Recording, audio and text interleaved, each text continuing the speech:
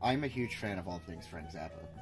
The Mothers of Invention, the bass player of the Mothers of Invention, Frank's seizure-inducing direct-to-VHS concert films, the Joe's Garage album cover, and the Rollo interior part at the end of St. Alfonso's Pancake Breakfast. Tonic triad. But in all seriousness, Frank Zappa is one of the most influential artists in my life, up there with David Lynch and Tom Green. Just ignore the allegations that Frank cheated on his wife with a 17-year-old, and you should be in the clear. In high school, I was that pretentious Zappa fan we all know and tolerate. Now I'm 22 years old, and I work fast food. But in my studies of Frank Zappa, there has been a common theme pop up throughout it, and that's that the Zappa Family Trust has made many decisions that I do not understand. After Frank's unfortunate, untimely death of prostate cancer in 1993, his widow, Gail, put together the Zappa Family Trust. In 2015, when she died, she gave the majority of control over to Amit and Diva Zappa, two of her 4 children. Why not spread it equally across all 4?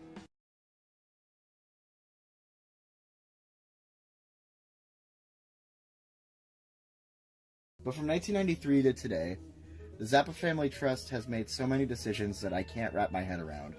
So many that I felt a video essay had to be made documenting the most baffling ones. Before I start, I don't hate Amit, Zappa, or Joe Travers, or anyone else. It must get exhausting digitizing hours and hours worth of decomposing tape from 50 years ago, and I love many of the releases they've put out, especially in recent years. If anything, this video is more of a criticism of Gail's work than Amit or Joe's. But if Frank used his freedom of speech to write pieces of music like Get Back in the Kitchen for 2 Marimbas, then I think it's only fair that I can complain too.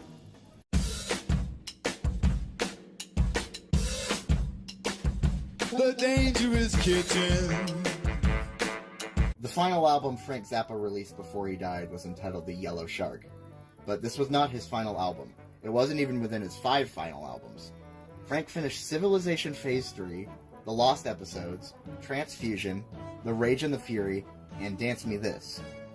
He died before they could be pressed to CD or packaged. I don't know if that was the exact order in which he completed them, but I do know that Dance Me This was the final one. Civilization Phase 3 was released October 31st, 1994, which is less than a year after Frank died. Not bad, considering this album came with pages of booklet notes of the script. The album cover artwork is very complex as well, done by Yuri Balashov. Considering the circumstances, this album came out pretty quickly. The Lost Episodes was released in 1996. Not the worst, although it's strange that about 2 years went by with nothing coming out. Perhaps there was businessy bullshit. Transfusion was released in 2006. What the fuck? That is 13 years. Why? Again, these were albums that were done before Frank died. They were fully edited and put together already. All they had to do was be put to CD. Why weren't they? Transfusion was finished the year Jurassic Park came out. It got released the year Barnyard came out. These are very different eras of American cinema. Dance Me This, Frank's actual final album, was released in 2015. His final work was released 21 years and 6 months after it was finished. An album that was finished for the entire 21 years. It's like if Eyes Wide Shut, Stanley Kubrick's final film, wasn't released in 1999, but rather 2020. Sex. This isn't even development hell. It's more like they kidnapped a baby, but they forgot to attach the ransom note, so they just sat there for 20 years. And then one day the kid turned to them and was like, "Is it okay if I leave now?" And then one of the kidnappers said, "Yeah, sure, why not? Go get a job, sport." We as the general public didn't get to hear the track Ryko Nikki for about 2 decades, which is unfortunate because it sounds fantastic. God,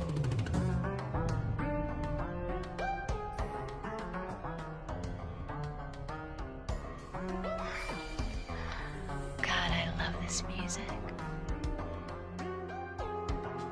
Isn't it too dreamy? When Dance Me This was made, most people didn't even use the internet.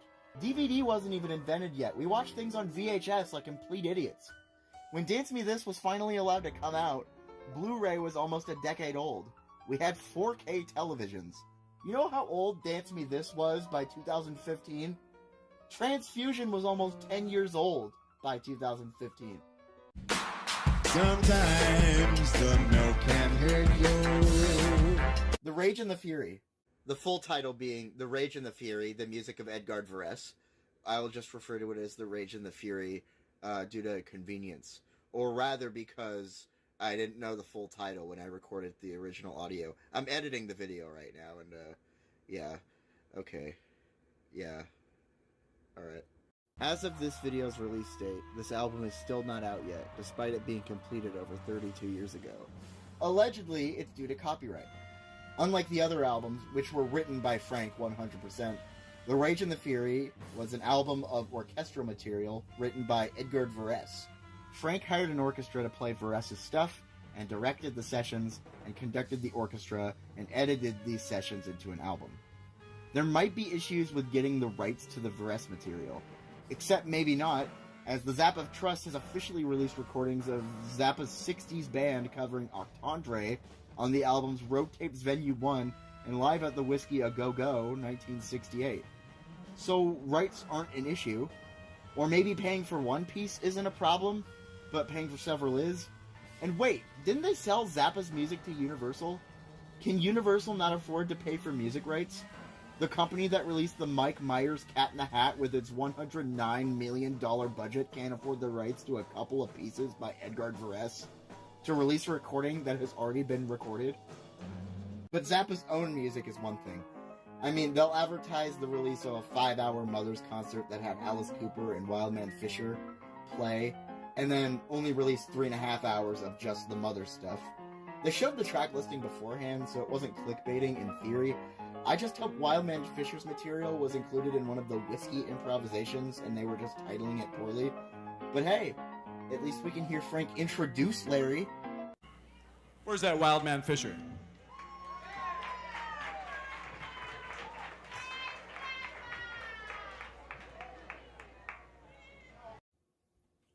Wildman Fisher must have had a sore throat that night. I couldn't hear his voice at all. Or how about them releasing the final US concert of the 1988 band, his final touring band, only to not have all of the songs on the album be from the same one concert?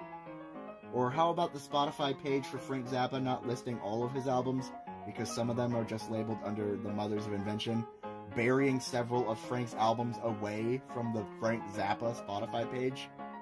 Or how about Gail sending a cease and desist to a Frank Zappa tribute festival for having an illustration of his mustache and beard as the logo at a Frank Zappa tribute festival? Or what about Gail trying to prevent Jimmy Carl Black, the drummer from the 60s Mothers of Invention, from covering material from a band that he was in, and threatening legal action against him? Pretty fucking rank, man. All of these things drive me to commit vehicular manslaughter, but what really pisses me off is their treatment of the music Frank only produced. This is where their decisions go from ew to ick. So stupid. Your return in the evening can't be less than delightful.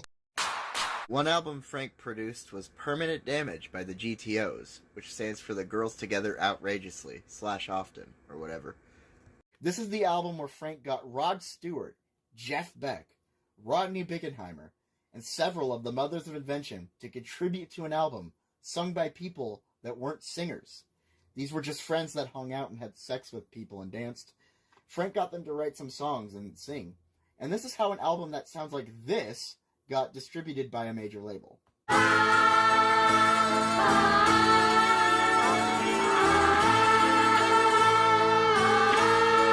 The GTOs are kind of like the Manson family without the murder. Listen to some of this music and just...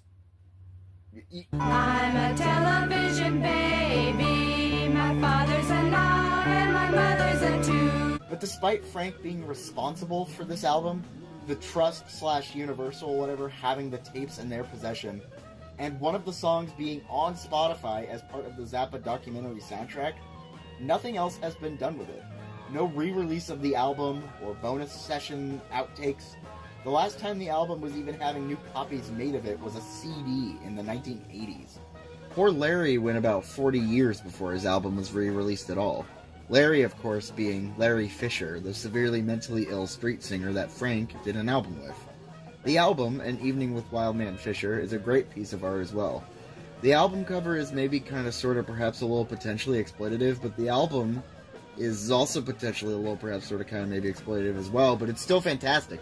It's edited very much like a documentary and mixes Larry singing with Larry talking very well. Come on, let's do the taster. When my love was so great, there when the things of the past were just as good as the rest. Frank was doing this a lot in his early career. The Uncle Meat album infamously includes a minute of a band meeting where Jimmy Carl Black of the Mothers complains about not working enough gigs. Where does it come from? We worked one gig this month, and now, so what do we get, $200 for this gig up here, if we're lucky? The GTO's album was like half talking, half singing songs. The point is, the albums he produced for other artists aren't just odd side projects in his career. These albums, to many people, are just as important of statements as We're Only in It for the Money or Lumpy Gravy. Some argue that Permanent Damage and An Evening with Wildman Fisher are basically Zappa albums in disguise, and I agree 100%. And the Zappas re-released it in 2016. Before that, it hadn't been available since, I believe, 1974. And now it's not available at all. I know things ended poorly between Frank and Larry, Larry apparently throwing a glass bottle or jar at or close to Frank's baby Moon or wife Gail, or maybe pushing a babysitter and breaking some of the children's toys. There's like 76 different variations of the story, and one of them must be right. Point is, this was like 50 years ago, and no one even knows what happened anymore. Larry has been dead for a decade and a half and lived a rough life.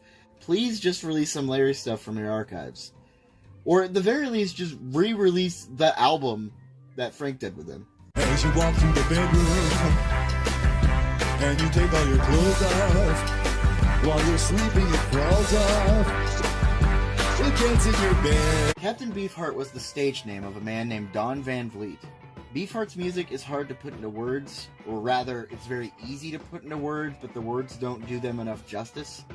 I can say, in regards to his album Trap Mask Replica, that it came from a man pushing 30, living with musicians that are closer to 20, and writing songs on piano, an instrument he didn't know how to play, putting one hand on the piano on just the white keys and playing random notes in a random cool rhythm, and eventually playing notes in an order that happened to sound good, getting the drummer John French to write down these short melody fragments, John then teaching these parts to two guitarists and a bassist, and putting the melody fragments together and making them to full songs, and John and Don making the drum parts to go with them, eventually going to a Mormon recording studio after about 9 months of abuse and rehearsal, playing with very thick steel strings, strumming with very thick steel guitar picks, strumming very hard and leaving no room for reverb with the thick steel slamming on the guitar neck with both guitars being plugged into one cheap small late 1960s amplifier, leading to an aggressive yet lifeless, brittle, twanging sound, then having the vocals overdubbed later by Don, singing along to the backing track through layers of thick glass, and singing barely in time with his own complicated songs,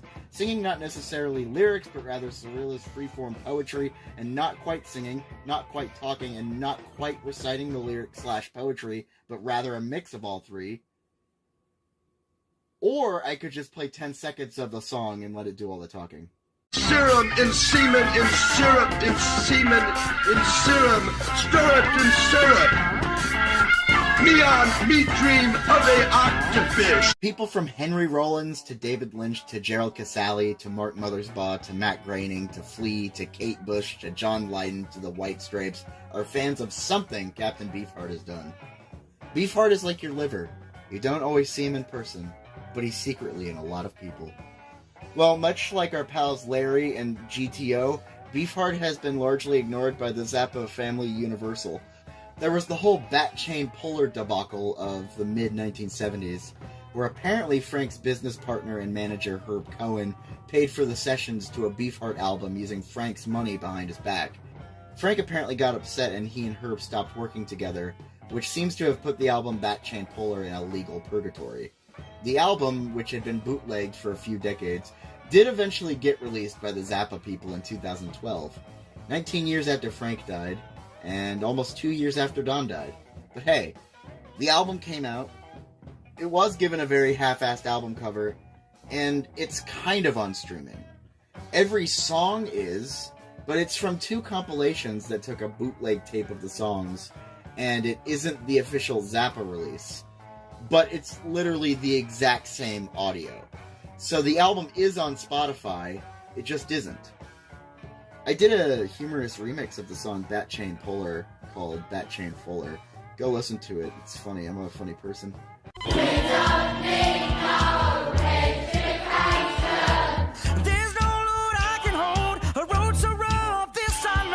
Trout Mask Replica in particular has gotten a very strange treatment from the Zappa people. In recent years, they found the original photo from the Trout Mask photo session and took a super clear HD scan of the photo. I don't like it. I prefer the original scan quality. It's more otherworldly. This just looks like a photo session. It was re-released on vinyl in the year 2018 by Third Man Records, but it was part of a huge box set package, complete with tote bag, and it also didn't go to streaming. Then, in 2021, it was made into a huge deal that Trout Mask Replica was coming to streaming. Amit said in an interview that there's more Beefheart stuff, but hasn't released it because, perhaps not enough people care. The odd thing is that about 2 years later, it was taken off streaming. About a year goes by, and then the album comes back to Spotify in late 2024. This was exciting, and then a few odd things immediately stood out. All of the songs were listed as explicit, despite only a song or two having swear words. Dachau Blues and When Big Jones Sets Up had no lyrics, and were the alternate instrumental takes from the Grow Thins box set. All of the songs were credited as being co-written by Frank Zappa, despite that not being true at all. The other co-writer was listed as Dan Van Vliet, who is not a person. His name was Don, and the track The Blimp, Mousetrap Replica, was mistitled as just The Blimp. A week or two or three later, most of the songs were taken off again. Joe Travers went on Reddit and clarified that it was an illegal upload that had nothing to do with the trust. This whole ordeal shows something interesting. This confirms that they're actively trying to keep the album off streaming. Maybe something is preventing them from putting it there, but they uploaded it in the 2020s. What is preventing them from keeping it on streaming in the same decade that they put it on there?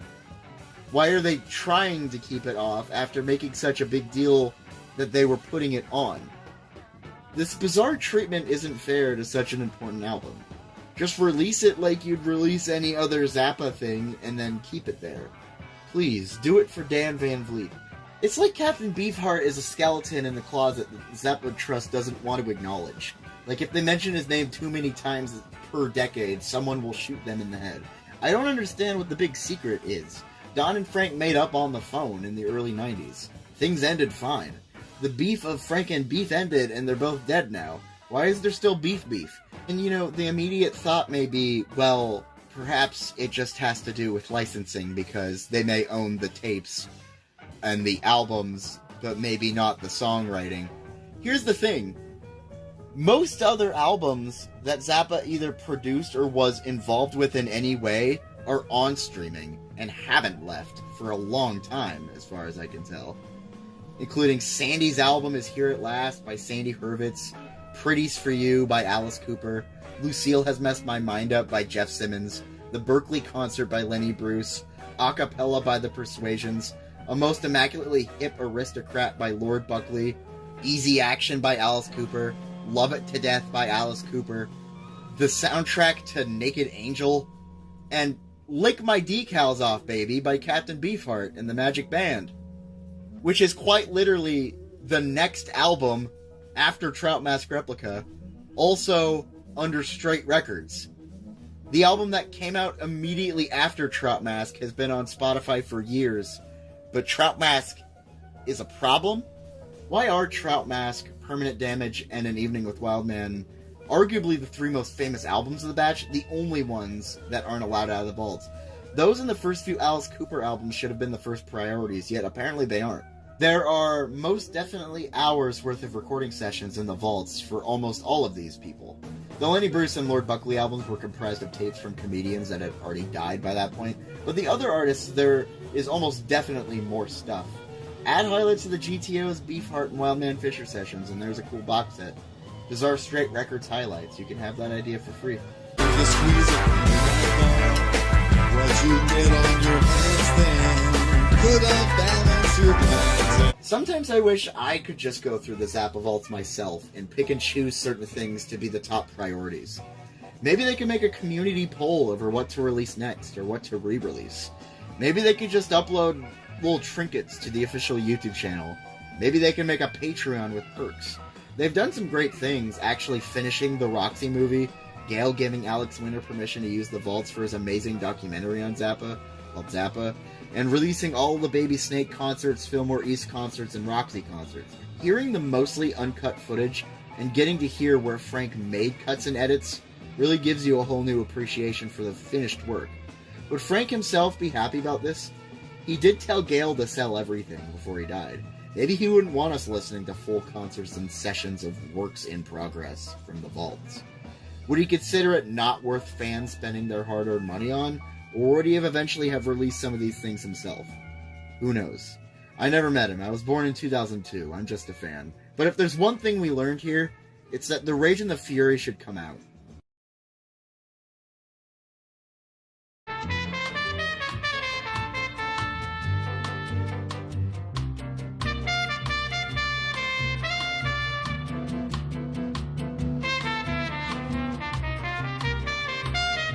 Is it okay if I leave now? Yeah, sure. Why not? Go get a job, sport. From what I remember, what the fuck?